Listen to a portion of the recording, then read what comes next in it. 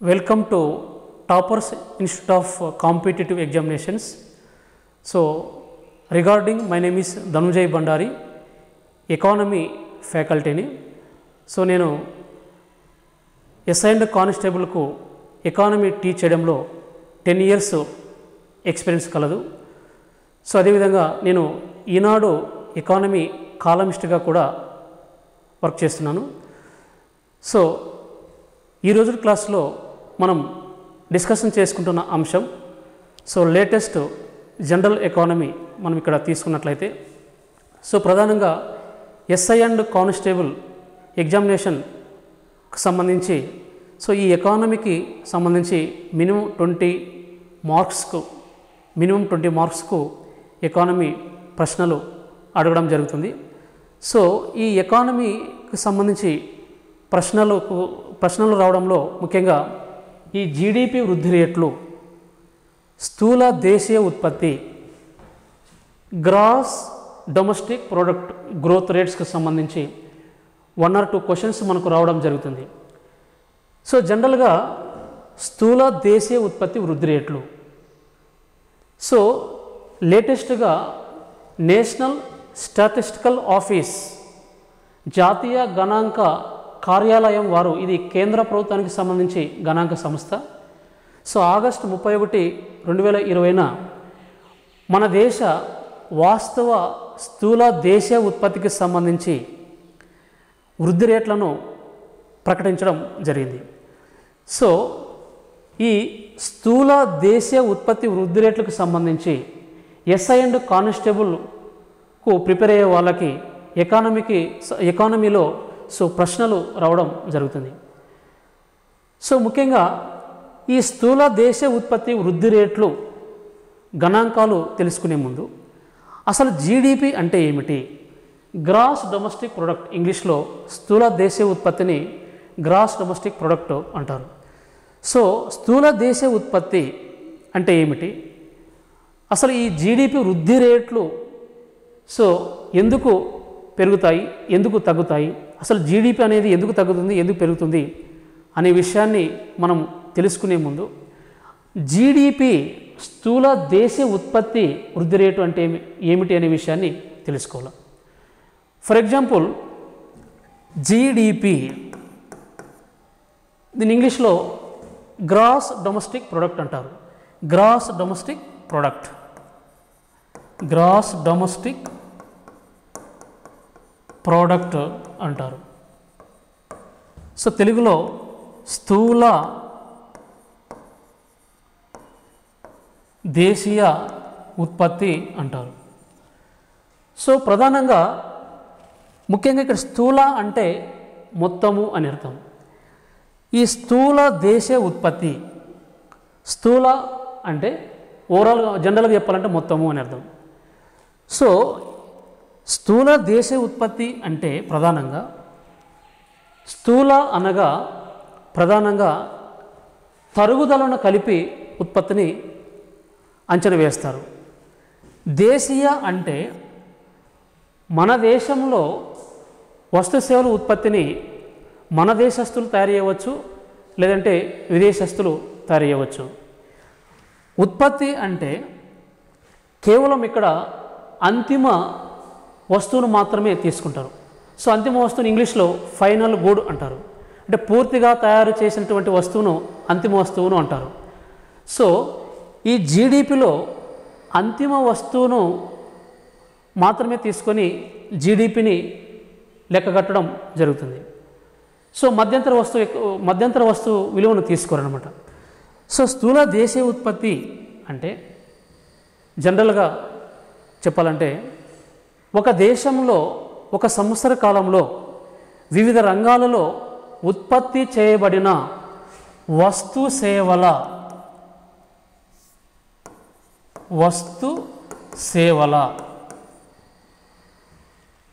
సేవల అంతిమ విలువను జీడిపి అంటారు. ఇక్కడ వస్తువు మరియు సేవలు, వస్తువు వేరు, సేవ వేరు. అంటే ఇక్కడ జీడిపిలో ప్రధానంగా దేశంలో సంవత్సరంలో వివిధ రంగాలలో ఉత్పత్తి చేసినటువంటి అంతిమ వస్తు సేవల విలువను జీడిపి అంటారు. సో ఇక్కడ వస్తువు సేవలు, వస్తువు ఉత్పత్తి అన్నప్పుడు వస్తు ఉత్పత్తులు ప్రధానంగా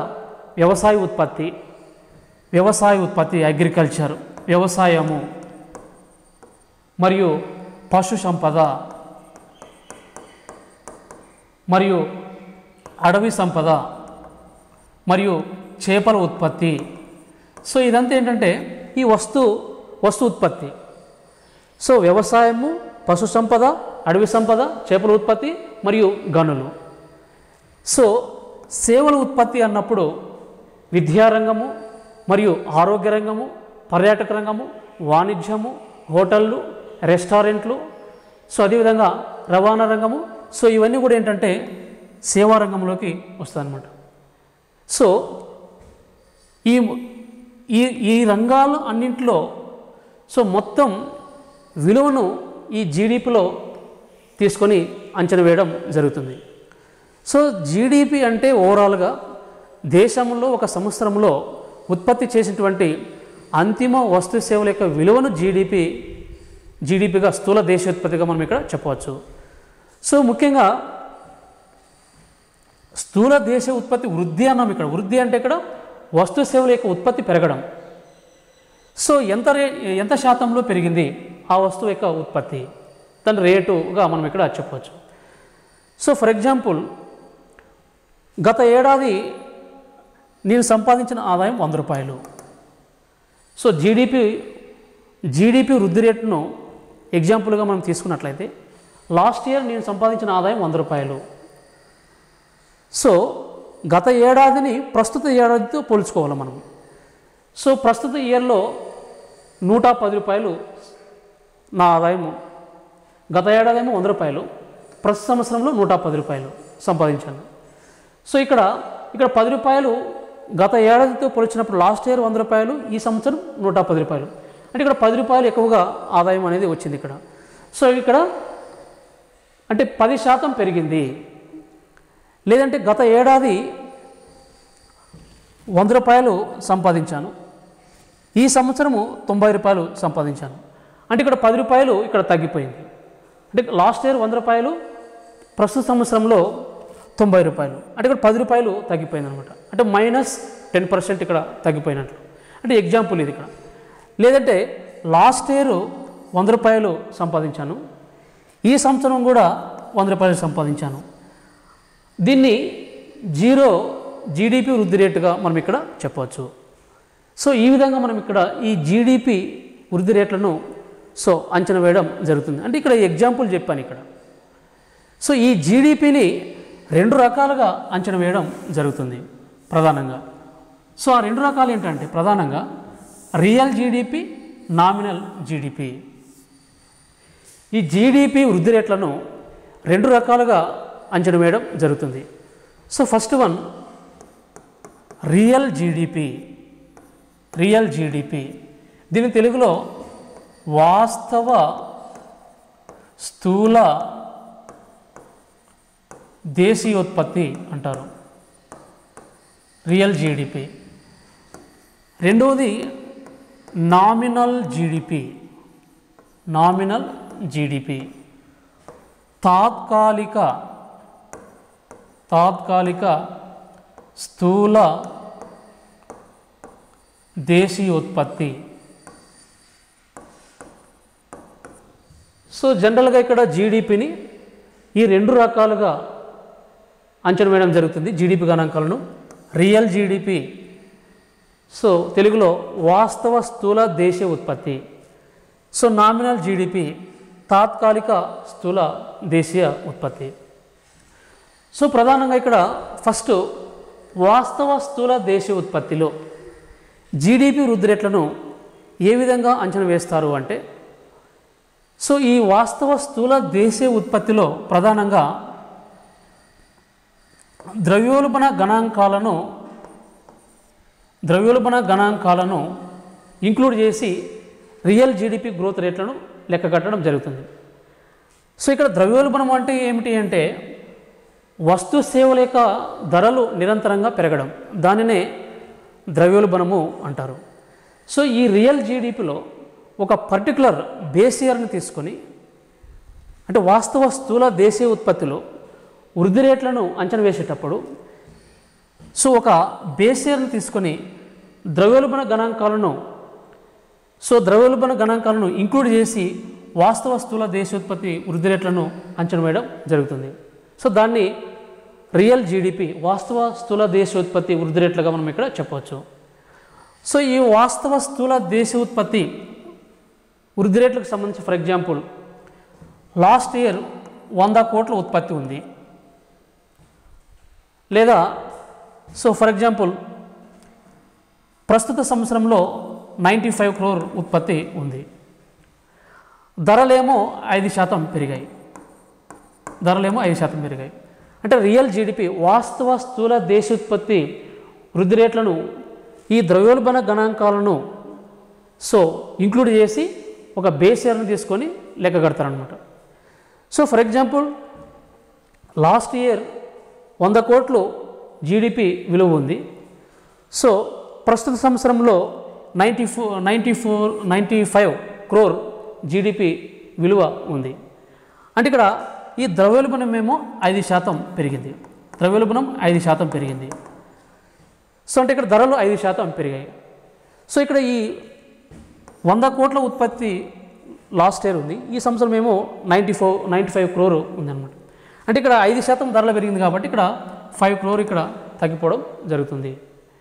అంటే ద్రవ్యోల్బణ గణాంకాలను ఒక పర్టికులర్ పీరియడ్ని తీసుకొని ఈ వాస్తవ స్థూల దేశోత్పత్తిని అంచనా వేయడం జరుగుతుంది. సో ఇది ఫస్ట్, ఇది real GDP. Next nominal GDP, తాత్కాలిక స్థూల దేశోత్పత్తి. ఈ తాత్కాలిక స్థూల దేశోత్పత్తి గణాంకాలను ఏ విధంగా లెక్క కడతారు అంటే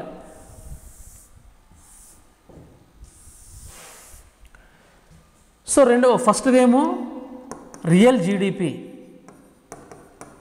రెండవదేమో నామినల్ జీడిపి అని చెప్పాము, చెప్పుకున్నాము.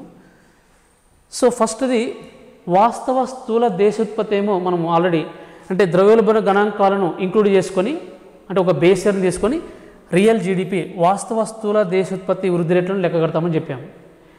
సో నామినల్ జీడిపి అన్నప్పుడు తాత్కాలిక స్థూల దేశోత్పత్తి గణాంకాలను ఏ విధంగా అంచనా వేస్తారు అంటే సో ప్రస్తుతం మార్కెట్లో ఉండే ధరలను ఆధారంగా చేసుకొని ఈ తాత్కాలిక స్థూల దేశోత్పత్తి వృద్ధి రేట్లను అంచనా వేయడం జరుగుతుంది. సో ఇటీవల మనకు ఈ NSO వారు అంటే ఆగస్టు 31 నేషనల్ స్టాటిస్టికల్ ఆఫీస్ వారు సో మనకు ఈ జీడిపి వృద్ధి రేట్లకు సంబంధించి ఫస్ట్ క్వార్టర్ గణాంకాలను విడుదల చేయడం జరిగింది.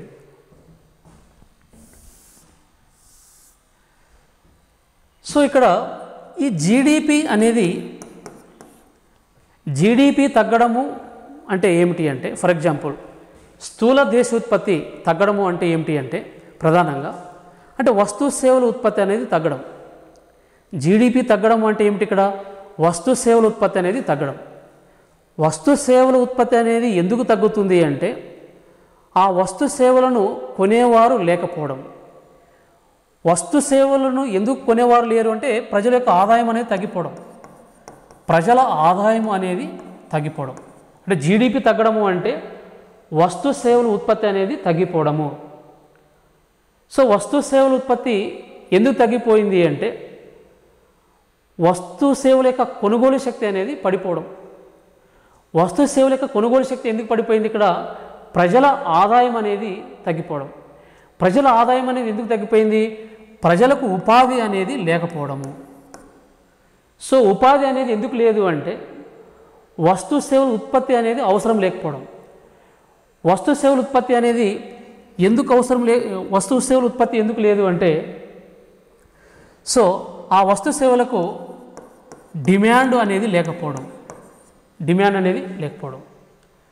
అంటే జనరల్గా ఇక్కడ ఉత్పత్తి అనేది తగ్గిపోయింది అంటే అర్థం ఏమిటంటే సో ఆ వస్తు సేవల యొక్క కన్జంప్షన్ అనేది తగ్గిపోవడము అని, ప్రజల యొక్క ఆదాయం పడిపోవడం.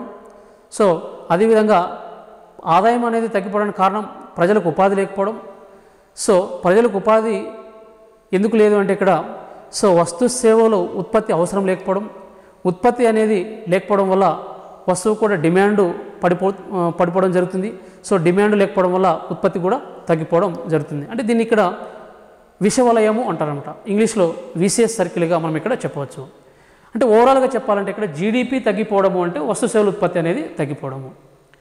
అంటే జనరల్గా ఈ జీడిపి అనేది పెరగాలి అంటే వస్తు సేవల ఉత్పత్తి పెరగాలి అంటే ప్రధానంగా సో ఇక్కడ కన్జంప్షన్, సో వస్తు సేవల యొక్క వినియోగం అనేది పెరగాల. వస్తు సేవల యొక్క వినియోగం పెరగాలంటే ఏం చేయాలి? ఇక్కడ ప్రజల ఆదాయం అనేది పెరగాల. ప్రజల ఆదాయం పెరగాలంటే ఉపాధి పెరగాలి. సో ఉపాధి పెరిగితే సో ప్రజల ఆదాయం పెరుగుతుంది, వస్తు సేవల యొక్క కొనుగోలు పెరుగుతుంది, కొనుగోలు పెరిగి డిమాండ్ పెరుగుతుంది, తద్వారా ఉత్పత్తి అనేది కూడా పెరుగుతుంది. సో ఉత్పత్తి అనేది పెరిగి మళ్ళీ ఉపాధి అవకాశాలు పెరుగుతాయి. సో ఈ విధంగా మనకి ఇక్కడ ఈ జీడిపి స్థూల దేశ ఉత్పత్తి అనేది తగ్గిపోవడం కానీ అదేవిధంగా పెరగడం కానీ జరుగుతూ ఉంటాయి. సో వీటికి సంబంధించి ఈ ఎస్ఐ అండ్ కానిస్టేబుల్ పరీక్షల్లో ఈ వృద్ధి రేట్లు ఎంత శాతం పెరిగింది, ఎంత శాతం తగ్గింది అనే విషయాన్ని మనకు కాంపిటేటివ్ ఎగ్జామినేషన్లో అడుగుతూ ఉంటాడు. ఎస్ఐ అండ్ కానిస్టేబుల్ మరియు ఇతరత్ర పోటీ పరీక్షల్లో కూడా ఈ జీడిపి వృద్ధి రేట్లు అడగడం జరుగుతుంది. సో ప్రధానంగా సో అయితే ఈ జీడిపి వృద్ధి రేట్లకు సంబంధించి నేషనల్ స్టాటిస్టికల్ ఆఫీస్, దీని తెలుగులో జాతీయ గణాంక కార్యాలయం, జాతీయ గణాంక కార్యాలయం. సో ఇప్పటివరకు మనం ఈ జీడిపి అంటే ఏమిటి, దాని యొక్క సో డెఫినేషన్ మనం ఇక్కడ తెలుసుకోవడం జరిగింది. ఈ జీడిపి అనేది ఎందుకు పెరుగుతుంది, ఎందుకు తగ్గుతుంది అనే విషయాన్ని మనం తెలుసుకోవడం జరిగింది. సో నెక్స్ట్ కంటిన్యూ టాపిక్ ఏంటంటే ఈ జీడిపి వృద్ధి రేట్లు సో ఏ విధంగా ఉన్నాయి. సో అఫీషియల్గా నేషనల్ స్టాటిస్టికల్ ఆఫీస్ వారు సో ఆగస్టు 31వ తేదీ సో ఈ జీడిపి వృద్ధి రేట్లకు సంబంధించి ఫస్ట్ క్వార్టర్ గణాంకాలను విడుదల చేయడం జరిగింది. సో ఈ జీడిపి వృద్ధి రేట్లకు సంబంధించి నేషనల్ స్టాటిస్టికల్ ఆఫీస్ వారు ఆగస్టు 31వ తేదీన గణాంకాలను విడుదల చేయడం జరిగింది. సో ఈ గణాంకాలను నెక్స్ట్ క్లాస్లో మనం కంటిన్యూ చేద్దాం. So all the best.